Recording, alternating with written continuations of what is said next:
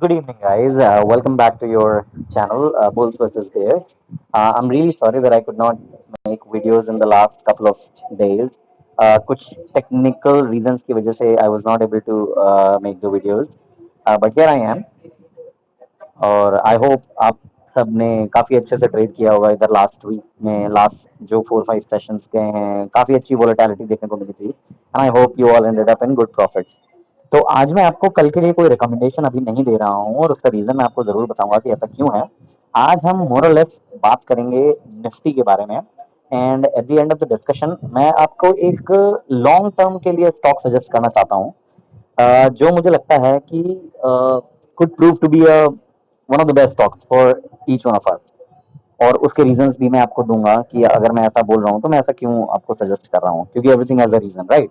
सो उस पे जाने से पहले let's take the overview of Nifty कि हमारा मार्केट कहाँ कौन से डायरेक्शन में मूव कर सकता है कमिंग वीक के लिए। So let's get to the point right away without wasting any time.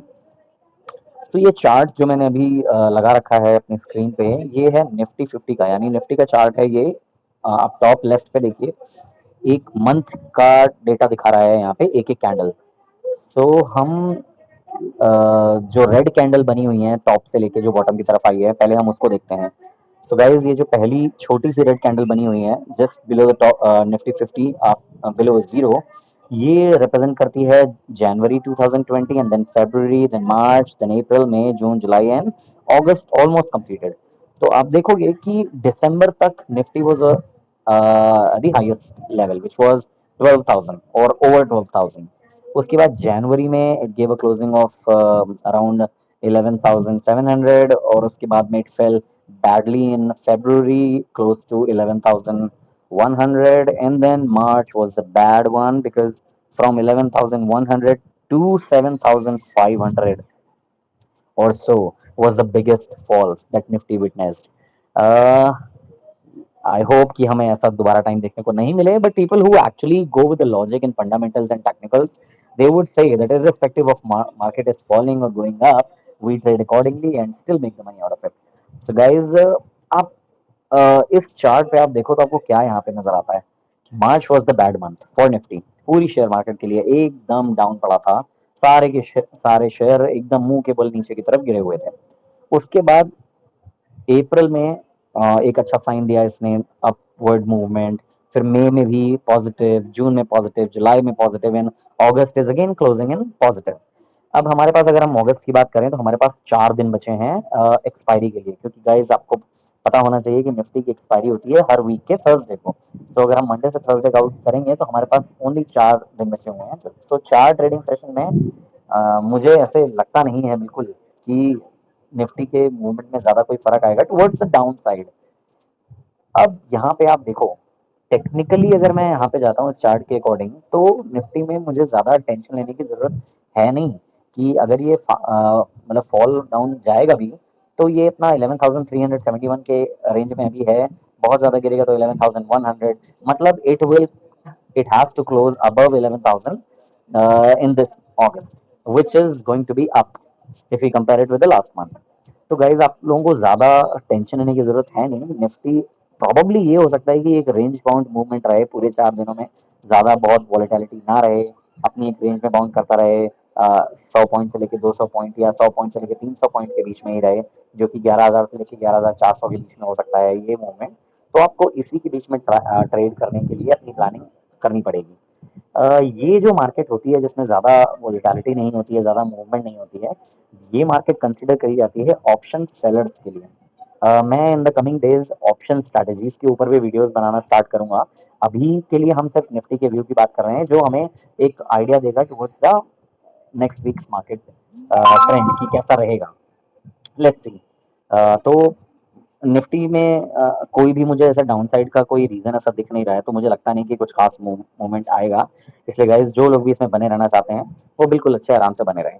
बाकी bank Nifty is something that I personally avoid, so I really don't want make any comment on that. उसके बाद हम जो है एक stock की बात करते हैं जो मैं आपको बोल रहा था। वो चार्ट है गाइस वीआईपी इंडस्ट्रीज का। चलिए मैं आपको दूसरा ऐप पे दिखाता हूँ। क्योंकि मैं पर्सनली एंजल ब्रोकिंग यूज करता हूँ। अभी जो मैं देख रहा था वो जेरोधा का पेज था, क्योंकि चार्ट मुझे उसके थोड़े ज़्यादा अच्छे लगते हैं। और पर्सनली जिसका मैं ट्रेडिंग करता हूँ वो है angel broking. So guys here it is. जो स्टॉक मैं आपको रिकमेंड करना चाहता हूँ फॉर द लॉन्ग टर्म, वो ये है कि VIP industries. I am sure आप में से सारे के सारे लोग ही जानते होंगे वीआईपी इंडस्ट्रीज के बारे में, जो हमारे ये लगेज बैग्स, सूटकेस वगैरह एक्सेट्रा बनाते हैं। अभी फ्राइडे के दिन में इसने क्लोजिंग दी थी एट 284 रुपीज एंड 80 पैसा। अब हम इसके बारे में थोड़ी सी डिटेल ले लेते हैं कि कैसा इसका परफॉर्मेंस रहा है इन द पास्ट 1 ईयर। तो आप इस पे देखोगे, इसने अपने 52 वीक के अंदर जो हाई एंड लो बनाया था वो है 187 का लो था, एंड हाई इसने बनाया है 519 रुपीज एंड 50 पैसे का। ये इसकी एक साल की परफॉर्मेंस है। और अगर हम इसको एक साल के लो से देखें तो ये हार्डली अपना 100 रुपए के आसपास की पोजीशन से ऊपर है। आपको लग रहा होगा कि ऑलरेडी काफी भाग चुका है, बट इट्स नॉट रियली। अब आप सोचो, एक स्टॉक जो कि 519 रुपये 50 पैसे का भाव दिखा चुका है आपको, वो आज की डेट में आपको 284 रुपए का मिल रहा है, तो आप इसको क्या बोलोगे कि ये एक अच्छी डील है? भाई मेरे हिसाब से एकदम परफेक्ट डील है। एंड आई टेल यू कि ये स्टॉक इतना ज्यादा गिरा हुआ क्यों है। आपको पता है हर तरफ कोरोना का इशू है around the world, across globe. कोई भी कंट्री ऐसी नहीं है जो इससे बची हुई है, जिसकी वजह से ट्रैवलिंग कम है। अब ट्रैवलिंग कम है तो फिर सूटकेस की रिक्वायरमेंट नहीं है, क्योंकि कहीं जाना ही नहीं है तो सूटकेस को लेके क्या करेगा। लेकिन क्या ट्रैवलिंग हमेशा के लिए रुकी रहेगी? बिल्कुल नहीं। ट्रैवलिंग स्टार्ट होगी धीरे धीरे slowly and gradually, the travelling is starting. जो न्यूज़ आई है कि हमें कोरोना की वैक्सीन मिल गई है, ये हो गया है, वो हो गया है, even though you don't believe, but it gives a positive sentiment to the people who are travelers for business, for personal needs, or what for any XYZ reasons. They do travel, right? And as soon as the travel start, there are some very specific sectors जिनके अंदर बहुत तेजी से movement आएगा। And for me, this is one of the best stock for those times. लेकिन at the same time अभी के लिए आप मुझसे पूछोगे कि ये कब होगा, आई कांट टेल यू, क्योंकि कोई नहीं जानता कोरोना का इम्पैक्ट कब होना कम होगा, कब वैक्सीन आएगी, कब उसका इम्प्लीमेंटेशन होगा, कब उसका असर दिखना शुरू होगा। That's why I said I am recommending a stock not for 5 days, 10 days, month, 2 months. This stock you can buy now at this rate or any rate below than this rate, and then you forget it completely. Just look at the rate of this same stock after 1 year, maybe 1.5 year, once this corona thing goes away. This will again show you the level of 500 plus. Now you imagine, आप एक stock 280 284 रुपए का खरीद रहे हो, आपको एक डेढ़ साल में वो डबल के आसपास रिटर्न दे रहा है। मतलब आप 280 से 520 के आसपास, 530 के आसपास। आप इसका ऑल टाइम हाई देखोगे तो इसने 619 रुपए का ऑल टाइम हाई बनाया हुआ है, 613 रुपए का। तो आपको एक 300 रुपए से भी कम का स्टॉक 600 रुपए अगर एक डेढ़ साल में देके जाएगा गाइस, तो आप इसको क्या बोलोगे?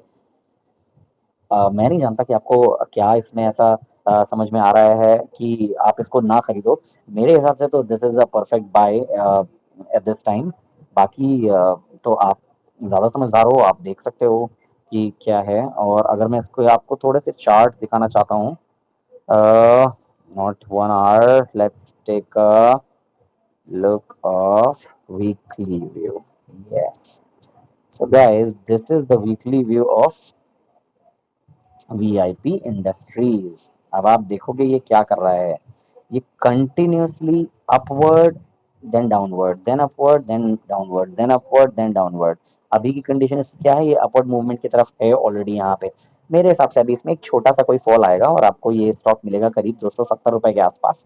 आपको ये स्टॉक 270 रुपए के ऊपर, 280 रुपए के बीच में कहीं पे भी मिले, just go for it. By as per your capacity, just keep it in your stock, keep it in your demat account, and just forget it. This stock is gonna give you a lot of hefty returns. And जब आज से एक साल बाद, डेढ़ साल बाद आप मेरी इस वीडियो के बारे में याद करोगे कि हाँ, this was a recommendation given to us by Bulls versus Bears channel, then you can say thank to me at that point in time. I am in no rush. Same thing I am expecting from you guys. Just buy it. Don't be in rush. But this stock is going to create a lot of wealth for you.